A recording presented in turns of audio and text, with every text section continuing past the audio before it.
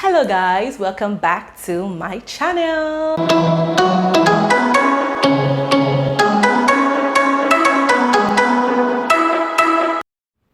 Welcome.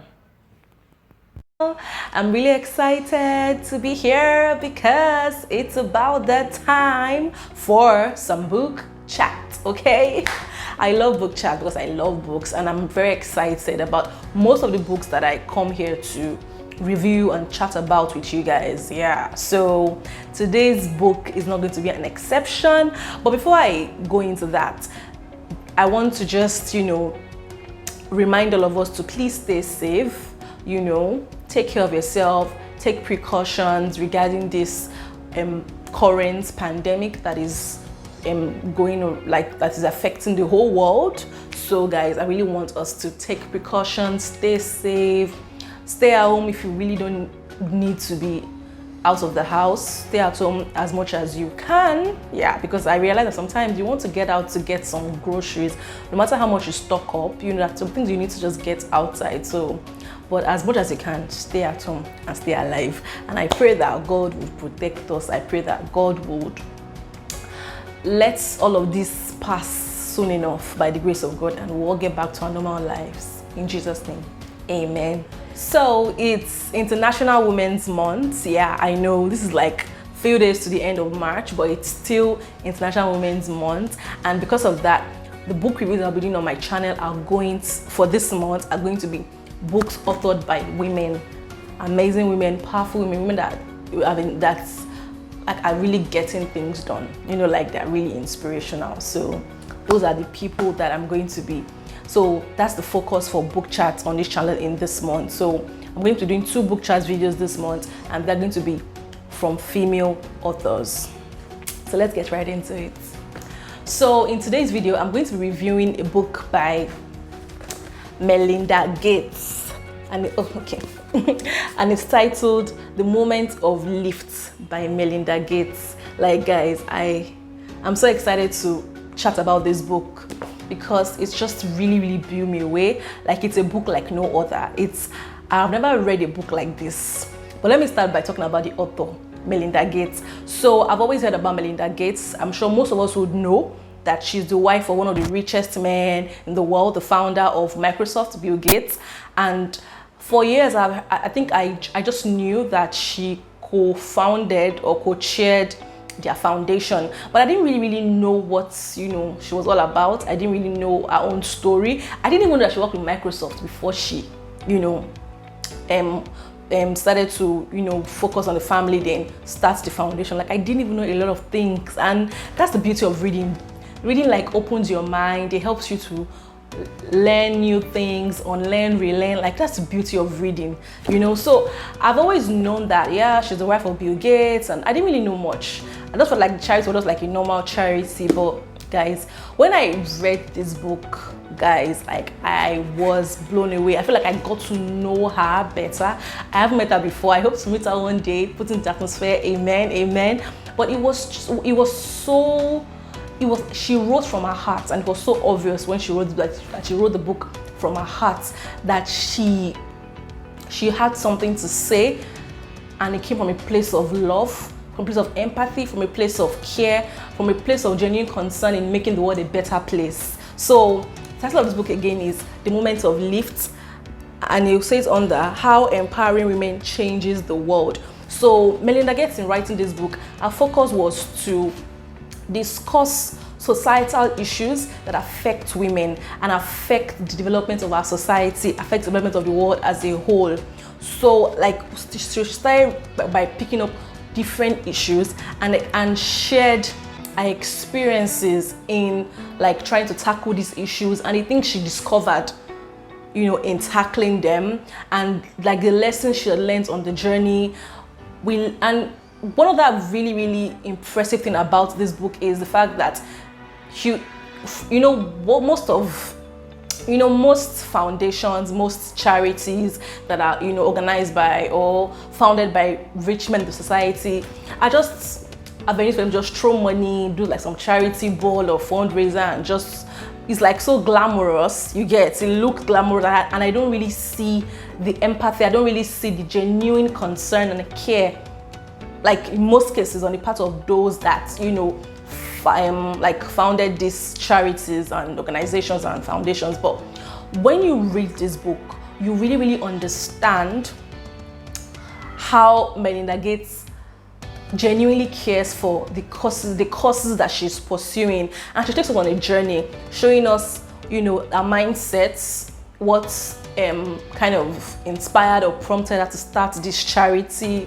I keep saying charity, well, I think I can say that as well, to starting this foundation, and her journey so far. I think it's been over 20 years that they started the Bill and Melinda Gates Foundation, and this is a book just her pouring her heart out and telling us like what she has experienced, you know, on her journey. So from this book, we'll see that she didn't just throw money and say, oh yeah, charity, foundation, let me do a charity ball, fundraiser, whatever. She put her money, put her time, put herself into it.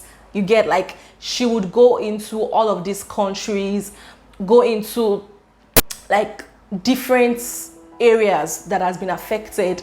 She's really passionate about it. So she didn't just say, oh yeah, let me throw money. Like I said, she was really involved, and it was in that different visits and from that experience that she really began to understand some of the issues that they need to focus on in the foundation. So I know that the foundation is obviously co-chaired, you know, between her and her husband Bill Gates. I know that Bill Gates has also, because you can tell, but he also goes into these countries, he also goes into these places and, you know, tries and, you know, effect change, tries to make a difference, or well, let's say try, like, and like take active steps in making a difference, you get.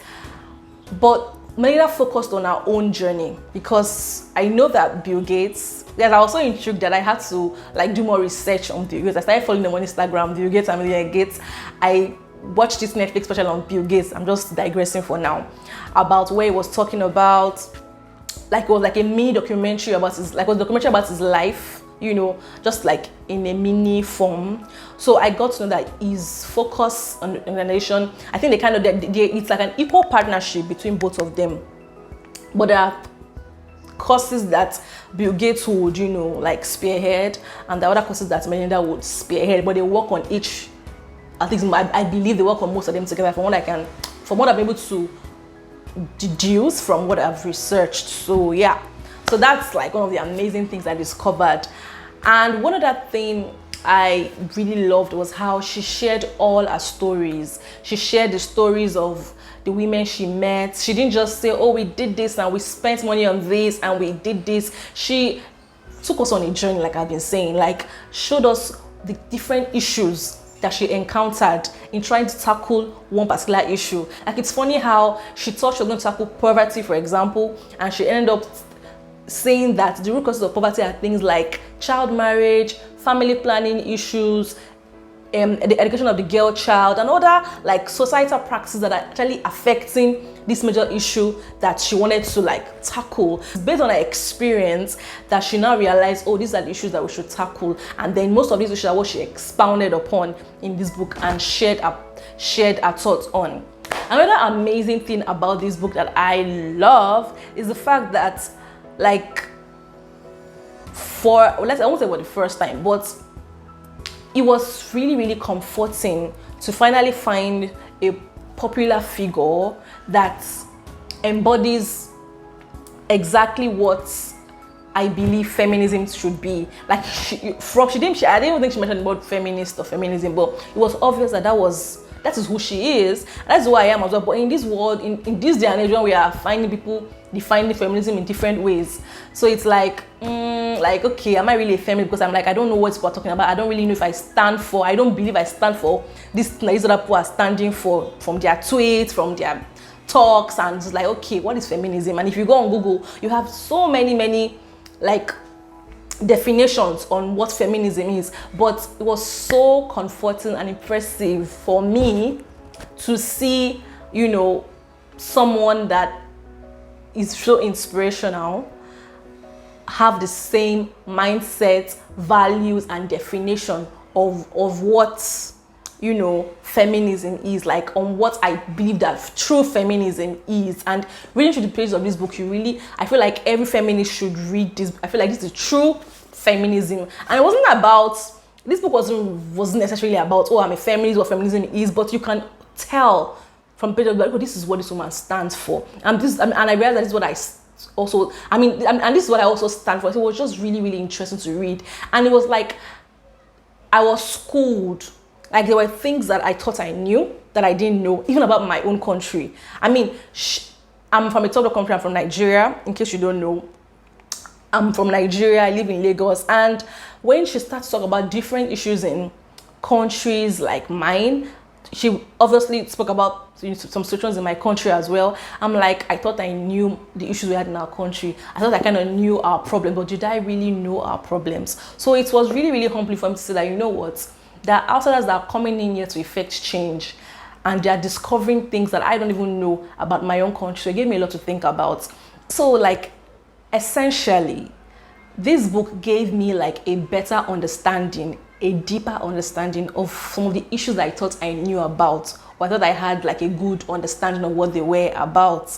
And it also helped me, or enabled every reader to understand the impacts and value of giving back to the society, of effecting change in our society, and understanding the issues that we have to deal with in order to improve our world. Yeah. So right about now, I'm going to be discussing a couple of lessons that I learned from reading this book. So the first lesson I learned from reading this book is to fight an issue, you need to go to the root of it. You get, like, there are times when we feel like we know what the problems are in our society, but maybe we're just hitting on the wrong tree, or we are being too forward and not dealing with matters at the root of it that would help you fight it. So like I mentioned earlier, she shared in her book that one of the goals for the organization was to fight poverty, especially in third world countries. But will I say, what's the word I can use now? So in a bid to do that, she discovered, you know, that poverty is not really the main problem. As in, you can't fix poverty until you tackle things like child marriage. You can't fix poverty until you tackle things like family planning. You can't fix poverty until you tackle things like girl child education. You can't fix poverty until you tackle societal practices that subjugate women and that, you know, keeps them down and do not allow them to get equal opportunities to be able to be like of value to the societies. So if you don't educate a girl child, how would she be able to like be in a position to be able to get a good job or even have good knowledge about any business she wants to go into? How would you even empower a girl if she's illiterate in this day and age? Like, so that was one of the major things I learned. Like, to fight an issue, you have to go to the root cause. You don't start from the top, you start from the root to now know the root cause, the reasons why that problem is there. So that's one of the first things I learned from the book. The second thing I learned from this book is, in order to lift people up, you need to help them have a better image of themselves. So you can't just go into a place, you need to really understand the mindset of those you are trying to like help or where you're trying to effect change. People need to have a better self-image of themselves. Most of the reasons why a lot of people do not even come out of the like terrible environment they are in and, you know, rise above it, is the fact that they actually have a poor self-image of who they are. So one of the things I learned was how in our experiences and in doing our work in effecting change in our society, she had to like deal with some mindsets issues that a lot of people have, like help people to have better self-image of themselves. So it helps me to see that, okay, to effect in my society in any way, I need to really understand the mindsets behind why people do what they do and see that people need to have a mindset shift in order to effect that necessary change that, you know, I desire to see. So another major like lessons that I got from this book is the fact that most of the issues that affect women in our society cut across all continents, cut across all race, all religion, all countries, third world, first world. Like, it was so eye-opening to see that most of the issues that are affecting women in Africa, women in Asia, also affecting women in the UK, in the US. They might not be on the same level or degree, or they might not, or the people in the women in the like first world countries may have evolved, you get, but they also dealt with most of the issues that we are also dealing with now, and they are also still dealing with a lot of issues affecting women that they are still trying, to conquer. So it's opened my eyes there. You know what? Most of the issues affecting women, it's a general thing. It's a worldwide phenomenon. And also, I realized that you do not need all the money in the world. You don't need all the money in the world to effect change. Like I mentioned earlier, Melinda Gates would go by herself. She would even take her children along with her on some of her visits, on some of her, when she's going to Africa to try and get some work done. She will take her kids for them to see and for them to connect with the issues that people are going through. So you really don't need a lot of money in the world. And from the book, you could see that she partnered with a lot of organizations, a lot of smaller organizations. So even in these communities, you see that there are a lot of people that are trying to get things done. A lot of people are coming up and forming organizations, forming groups in order to tackle some of the issues. They may not be so big. They might even be between that financial bracket in terms of they might not have all the money, but they are effecting change. So most of the change that they were able to effect, or most of the work they were able to do, they were able to do it by partnering with these small organizations in the various countries they visited. So it just taught me that if people in villages, in remote areas, can actually take out time to solve some of their societal issues, then nobody has an excuse. You don't have to have all the money in the world. You don't have to be big. You can just start with what you have and do what you can. I think what really matters the most is the heart, the mindset behind it, and your ability to prioritize and give yourself to that cause that you believe in. So yeah, that's one of the other things that I picked up. Another thing that I also discovered, I learned from the book, is that equality is a journey. Equality is a process. And one of the amazing things that I want to add was the fact that Melinda also shared her personal journey, her personal stories regarding these societal issues. She was really, from what I researched about, Melinda is a private person, so it was really impressive to see how she was able to be vulnerable and share her own personal story. So she's not going to say, oh, I got this covered, I'm good, so let me try and just tell you what to do. She's sharing her own struggles, even with these societal issues, particularly on the issue of equality, on the issue of gender roles. So at the end of the day, I realized that equality, from what I read in this book, from what I've seen so far, I got that insight from this book particularly, that equality is very a matter of, okay, this is how to be equal. And when I'm talking equality, I'm talking equality in the home, because equality in the workplace, I think it's pretty standard. I think it's really clear. But what I'm talking about now is equality in the home. That is between the husband and the wife. The dynamics are always different for every home, and the uniqueness of equality is as unique as the couple, so you have to figure it out, the journey. And Melinda shared how she and Bill have always been figuring out what equality means to them. And even in co-sharing Bill and Melinda Gates Foundation, Melinda will share how, she has to step up to be an equal partner in Bill, and things that she needs to do to play her own role as an equal partner and to assert herself an equal partner. And also, she took us behind the scenes, domestic affairs, social media, and how they were able to, figure out how this was going to be. Because I think the problem is a lot of feminists will try to tell you how to run your home, what should happen in your home, and what equality should mean for you as a married woman. But it's really interesting to see how open and real she was about the fact that it's something that you actually have to process, and you have to figure out what equality means for you and your own husband in your own marriage. So that's another thing that I picked up, the fact that equality is unique. Equality is a process. Equality is something that you figure out and you get the hang of it with time. As long as you're married to the right partner, that's another story. That's another talk on that day. So equality is not a one-size-fits-all approach. That's like a major takeaway for me, and it's really comforting. You don't need to really prove that I'm equal. Just figure out what equality means for you and your partner, and you guys will work on it and keep, processing it for yourselves, as long as you're comfortable with what you guys have, decided to do in your marriage to be equals. So the last point I'm discussing from what I learned in this book is the fact that men need to be at the forefront of these conversations. a lot of us try to really fight the outsiders, or let's say we're trying to get into a conversation and we are fighting the other parties that are kind of like, or we feel like they are majorly responsible, or they're majorly perpetuating these issues. But we need to bring them in.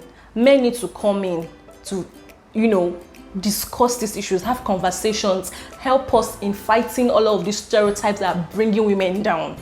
You get? So one major thing I realized as well is the fact that men need to work with us women in fighting these issues. I know that even a lot of women actually are even at the forefront of bringing women down, because they have also, maybe because of the fact that they have also been brainwashed, or they are so used, and they're so used to stereotype that they can't even understand anything else. But I believe if we have more men, because I know a lot of men are obviously coming up and taking these conversations and working on them.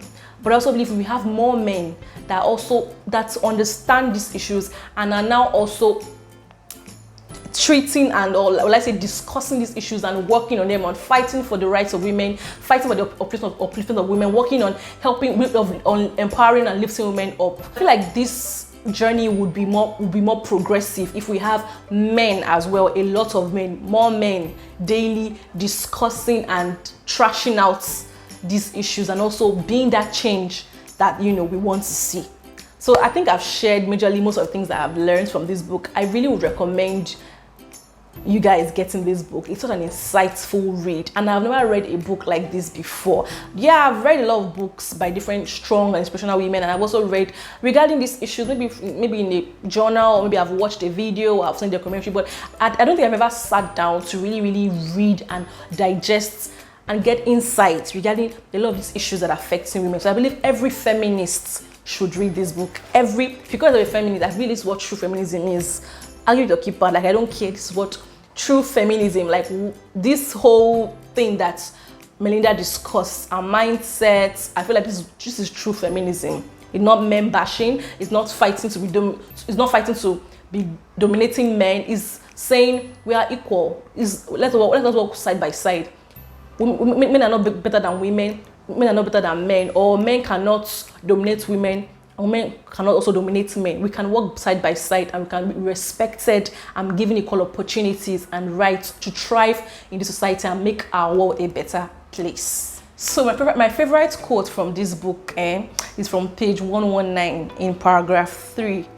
And it was really hard to get a favorite quote, so I'll just pick this because I kept highlighting all through. I kept having this aha moment, insightful moment. So it was hard, but I'll just pick this one and just share with you guys. See, just in 2 pages, see how much I've highlighted. Like, it was a constant phenomenon, like all through my reading of this book. So let me quickly quote that passage, or that paragraph rather. It says, "I hope the exposure to other people and places shapes what the kids do. But even more, I want it to shape who they are. I want them to see that in the universal human desire to be happy, to develop our gifts, to contribute to others, to love and be loved, we are all the same. Nobody is any better than anybody else. And no one's happiness or human dignity matters more than anybody else." Like, it's so profound. It is so profound.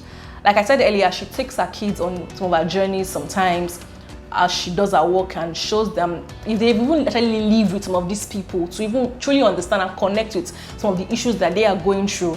And these are in villages, in third world countries, so you can imagine. And she take her kids along, so you can really see how passionate she is about things that she's working on in the foundation. And from the passage that I read, she's talking about what she wants her kids to experience. So not for her to just say, oh, see what people are suffering, so you're enjoying, so you appreciate. It's for them to really connect with these issues. And like she said, nobody better than anybody else. We are all the same. You get, like, I feel like the passage is even self-explanatory. Let me not belabor the point and make the video too long. So yeah, this is one of my favorite quotes from this book. So it's time for the rating. So I'm going to rate this book a 9/10. So I have come to the end of today's video. Thank you guys so much for watching, and don't forget to subscribe. Don't forget to give the video a thumbs up, and let's continue our conversation in the comment section. Have you read this book? Have you read Melinda Gates, The Moment of Lift? If you haven't, let me know you know, if you plan to read it, if you have read it, let me share your own insights and things you got as well. Let's continue, let's discuss more in the comment section. So I'll see you guys in my next video. Thank you for watching. Bye. Oof. It's time to film, it's time to film, it's time to film. Get on the reading, it's time to film. What I love to do, it's time to film. So today is a book chat video, warming up, getting ready. Let's do this. 1, 2, ready, go.